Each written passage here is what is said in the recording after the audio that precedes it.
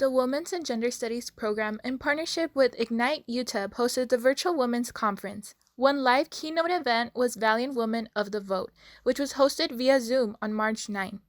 Special guests included U.S. Representatives Veronica Escobar and Sylvia Garcia, with Angela Kocherga as moderator. I will tell you, El Paso is, as we all know, and in terms of the region, there's so much work we need to do. We've dealt with chronic poverty. We have dealt with gun violence that has targeted Latinos. We have seen the most horrific inhumanity aimed at the most vulnerable immigrants. We are facing the ravages of the climate crisis. We are home to an important military installation, and we've got to change the way things are done inside the military.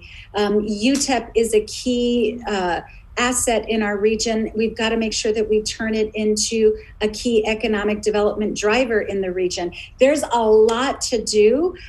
We definitely don't lack for priorities on our priority list.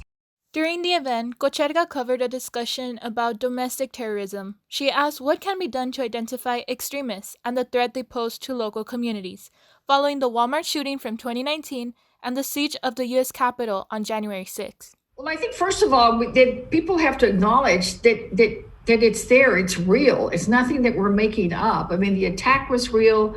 The sentiments before the attack were real. What the man said, the shooter in El Paso, was real, and they learned it from somewhere. It did come from the rhetoric from the White House. Now, the person in the White House is gone, but the rhetoric and the passion remains. So the FBI has got to do a better job of identifying and saying we do have domestic terrorism. My understanding is that the FBI doesn't even have a list of domestic terrorists like we do of the foreign terrorists, that they don't really classify white supremacy. I know we had a hearing in Judiciary last year we asked questions about white supremacy, because there's not only attacks on racial issues against African Americans and people of color, that there is a rise on attacks on immigrants. The anti-immigrant rhetoric that came from the White House increased the number of attacks on immigrants. So I think the FBI and law enforcement has to do a better job of identifying them, tracking them, and making sure that they don't continue to grow and have a voice.